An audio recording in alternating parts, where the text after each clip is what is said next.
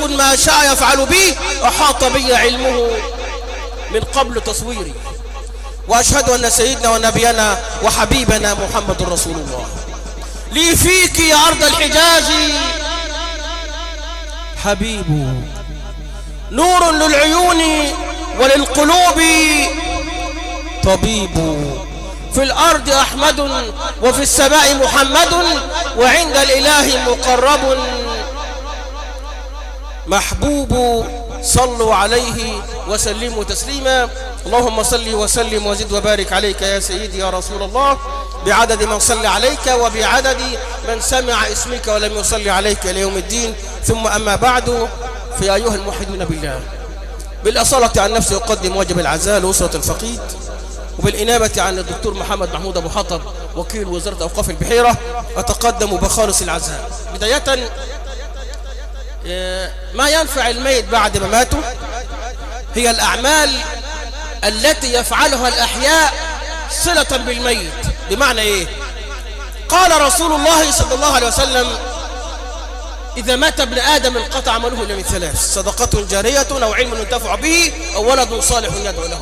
إذن الدعوات الصالحة بتصل الميت في قبره، لأنها من ضمن الأعمال الممتدة للميت بعد ما مات. ولكن هل الميت يسمع في قبره؟ نعم. حضرة النبي صلى الله عليه وسلم في البخاري ومسلم لما زار شهداء غزوة بدر الكبرى ومر على مقابر المشركين، نادى وقال: يا شيب بن ربيعة، يا عد بن ربيعة، يا عمرو بن هشام، يا أمية بن خلف، يا فلان ابن فلان، هل وجدتم ما وعد ربكم حقا؟ ألا إني والله لقد وجدت ما وعدني ربي حقا. فقال سيدنا عمر بن الخطاب: يا رسول الله، أتخاطب أجسادا لا أروح فيها يا رسول الله؟ دول ناس ميتين من زمان، عايز موقف يا رسول الله. قال الحبيب صلى الله عليه وسلم: يا عمر، والذي بعثني بالحق نبيا ما أنت بأسمع منهم، إنهم يسمعون ولكنهم لا يجيبون. حديث آخر في البخاري، باب اسمه باب الميت يسمع خفق النعال، قال فيه رسول الله صلى الله عليه وسلم: إن العبد إذا ما وضع في قبره وتولى عنه أصحابه فإنه يسمع قرع نعالهم. يبقى الميت يا أحباب المكان اللي بيدفن فيه الميت في اتصال بينه وبين روحه في عالم البرزخ، لأن الميت انتقل من دار الدنيا إلى دار البرزخ. كأن البرزخ هي الفترة الزمنية من ساعة دخول القبر حتى قيام الساعة. فالميت بينتفع بالدعوات، ينتفع الميت بصلاة الجنازة، ينتفع الميت بالدعاء له عند القبر، ينتفع الميت بالصدقة الجارية التي إذا كان فعلها لنفسه وهو على قيد الحياة أو فعلها أقربه من بعده. الميت ينتفع بصلة أرحامه التي كان يصلها في الدنيا. الميت ينتفع بالزيارة. قال رسول الله صلى الله عليه وسلم: كنت قد نهيتكم عن زيارة القبور، ألا فزوروها فهي مطلقة. زوروا المقابر، إذا دخلتم المقابر فقولوا: السلام عليكم دار قوم المؤمنون، أنتم السابقون ونحن إن شاء الله بكم لاحقون. طب بالله عليك، حضرة النبي صلى الله عليه وسلم يقول: يا مسلمون قولوا السلام عليكم لتوبوا حجر، ولا أكيد حد يسمعك. يبقى أكيد حد يسمعك. يبقى الميت يعلم من يغسله، الميت يعلم من يكفنه، الميت يعلم من يلحده، الميت يعلم من يصلي عليه جنازة، الميت يعلم من يحمله، الميت يعلم من يدعو له عند القبر، الميت يشعر ويعلم من يزوره عند المقابر. وحتى لو أطلوا على حضراتكم وليس هناك متسع من الوقت، وصيتي لكم كما جاء في علم التوحيد دائما وأبدا ألا تغفلوا عن ذكر الله. لا تغفل عن ذكر الله. ليه؟ إذا قال العبد المؤمن لا إله إلا الله صعد بها ملك من الأرض إلى السماء، فالملك الصاعد يقابله ملك آخر نازل، فيسأل الملك النازل الملك الصاعد: إلى أين تصعد أيها الملك؟ فيقول له الملك الصاعد: أصعد بلا إله إلا الله من فلان قالها. ثم يسأل الملك الصاعد الملك النازل: وأنت أيها الملك إلى أين تنزل؟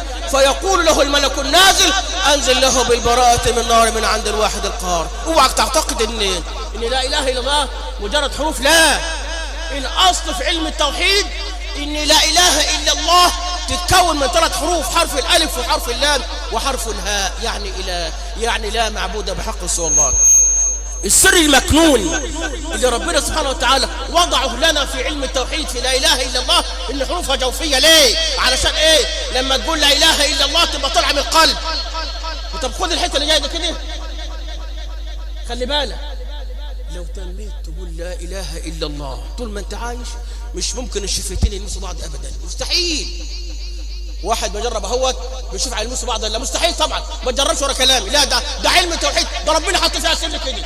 لو تميت تقول لا اله الا الله مستحيل الشفه العليا تلمس الشفه السفلي. ده ايه تاني؟ ده من السر اللي ربنا حطه في لا اله الا الله. لو مسكت القلم وكتبت لا اله الا الله مش ممكن تكتب حرف عليه نقطه ابدا، مجرده خالصه للحق سبحانه وتعالى.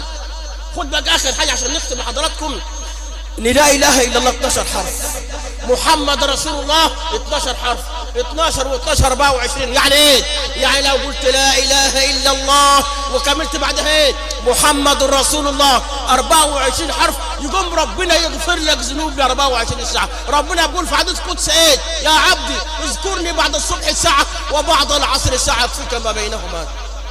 وحتى لو طلع على حضرتكم الله ربي لا أريد سواه، هل في الوجود حقيقة إلاه؟ الشمس والبدر من أنوار حكمته، والبر والبحر من فيض عطاياه، الطير سبحه والوحش مجده، والموج كبره والحوت ناجاه، والنمل تحت الصخور ثم قدسه، والنحل يهتف حمدا في خلاياه، والناس يعصونه جهرا فيسترهم، والعبد ينسى ربي ليس ينساه. آخر وصية لحضرتكم أن تكثروا من الصلاة والسلام على سيدي وحبيبي رسول الله صلى الله عليه وسلم. إذا لازمت الصلاة على النبي صلى عليك الله في الملأ الأعلى وفي الآيات، وجعلتها وردا عليك مؤكدا، لاحت عليك في كل وقت دل إلى الخيرات. وإذا النفس منك تحكمت وأصبحت تقودك في نار الشهوات، فاصرف هواها بالصلاة على النبي، فالصلاة على النبي تقضي لك الحاجات. اللهم اغفر عمنا المرحوم الحاج صالح القطعاني برحمتك الواسعة يا رب العالمين. اللهم وسع عليه في قبره مد بصره، اللهم افتح له طاقة في قبره تؤدي إلى الجنة يرى فيها روح وريحان وجنة نعيم. اللهم اعطيه كتابه بيمينه وحسيبه حسابا يسيرا، ولا تعطي كتابه بشماله ولا من وراء ظهره يا رب العالمين. اللهم وسع عليه في قبره مد بصره. اللهم يا رب العالمين اجعل هذه الليلة وما بعدها من أسعد لياليه. اللهم اجعل في قبره نورا، ومن فوقه نورا، ومن تحته نورا، وعن يمينه نورا، وعن شماله نورا. اللهم اجعله نورا في نور يا رب العالمين. اللهم ان كنت فرقت بينه وبين اولادي واخوتي وزويه في الدنيا فاجمع لهم وبينه في الفردوس الاعلى مع سيدنا رسول الله صلى الله عليه وسلم وآل بيته الكرام الذين قال فيهم الإمام الشافعي: يا آل بيت رسول الله يحبكم فرض من الله في القرآن أنزله، يكفيكم من عظيم الفضل أنكم من لم يصلي عليكم فلا صلاة له. نشكر لكم حسن استماعكم وجزاكم الله خيرا، وصل اللهم وبارك على سيدنا محمد بعدد من صلي عليه وبعدد من سمع اسمه ولم يصلي عليه إلى يوم الدين.